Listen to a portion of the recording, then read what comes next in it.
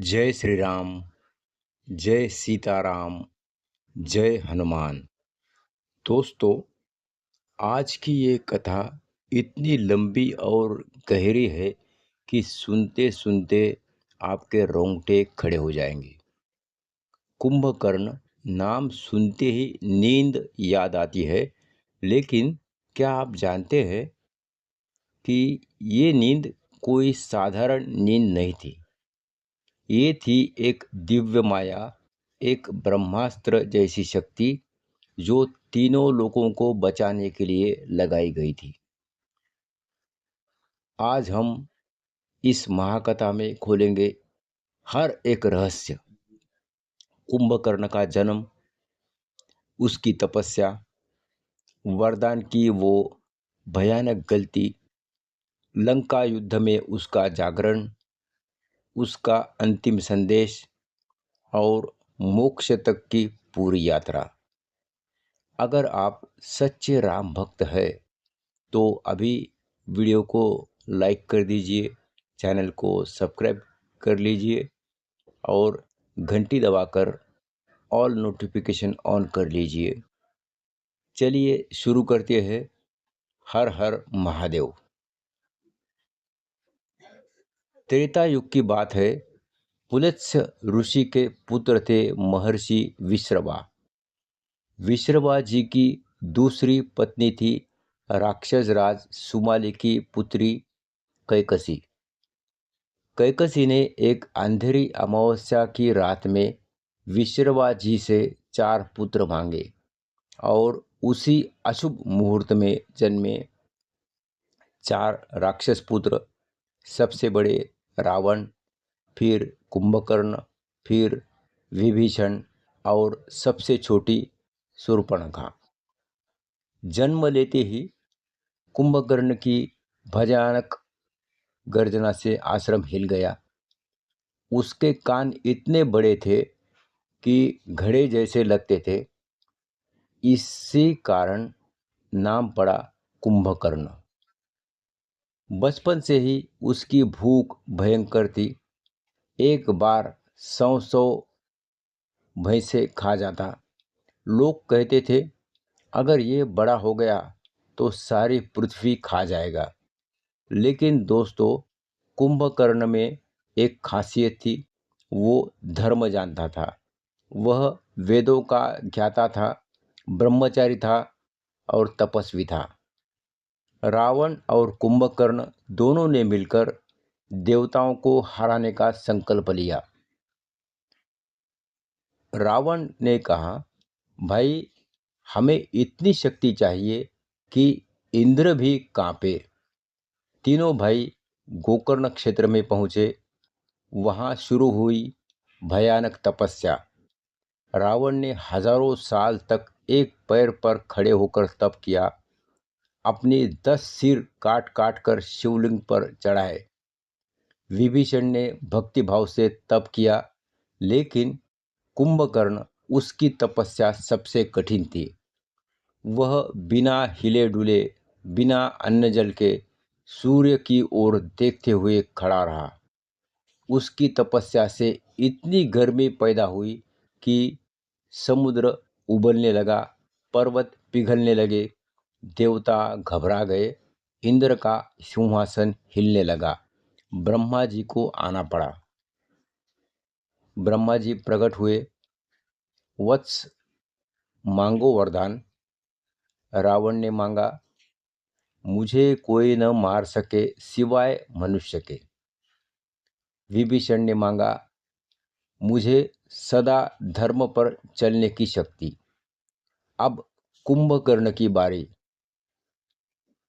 कुंभकर्ण ने मन में सोचा, इंद्रासनम देहि में, मुझे इंद्र का सिंहासन दे दो।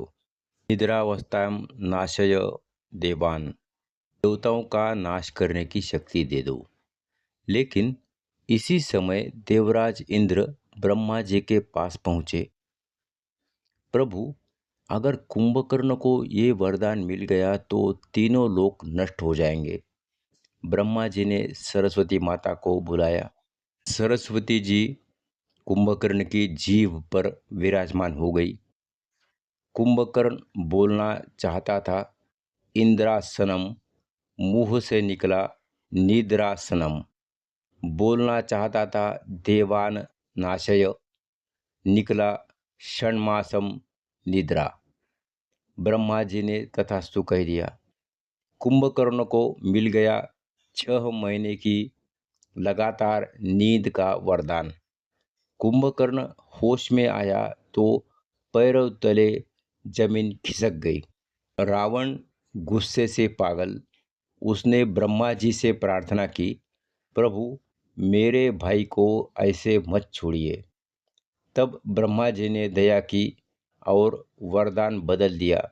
ठीक है, अब कुंभकर्ण साल में 6 महीने सोएगा और 6 महीने जागेगा, लेकिन जागते ही उसकी भूख इतनी होगी कि पूरी लंका खा जाएगा।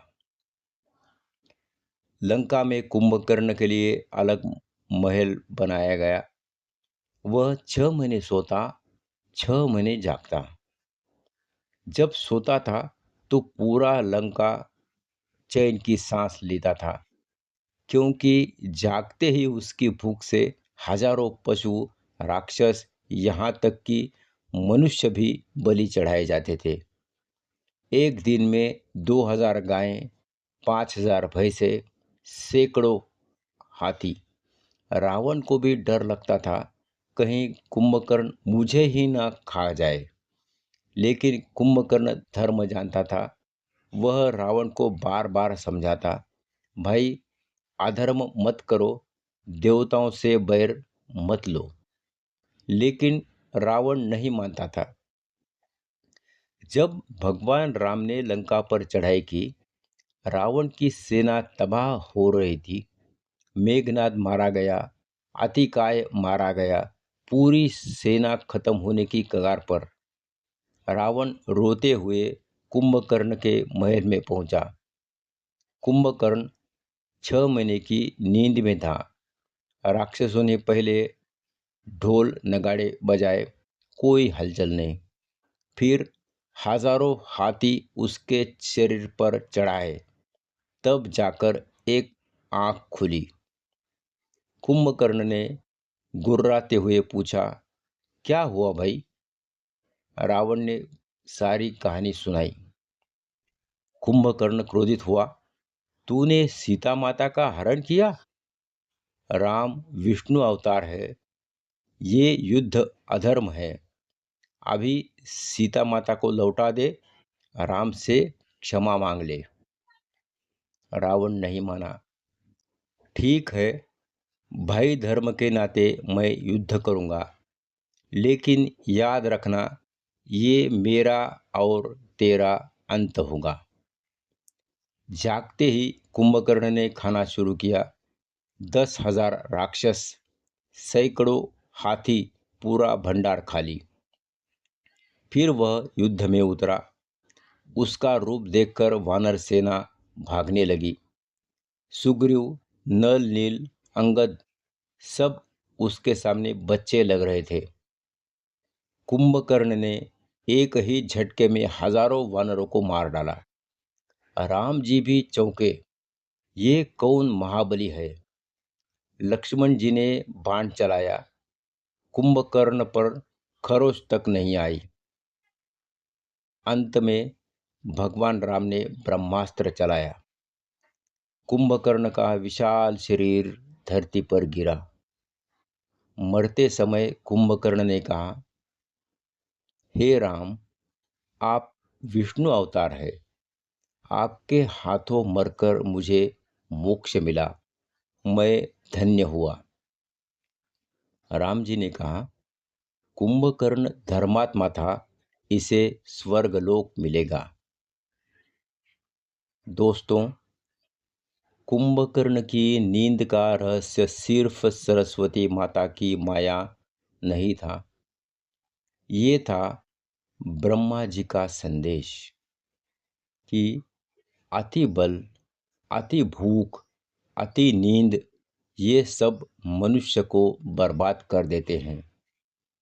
कुंभकर्ण हमें सिखाता है, भाई का साथ दो लेकिन अधर्म का नहीं। जीभ पर सरस्वती का वास होता है, बोलने से पहले सोचो। और सबसे बड़ी बात, आलस्य मनुष्य का सबसे बड़ा शत्रु है। जय सिया राम, हर हर महादेव।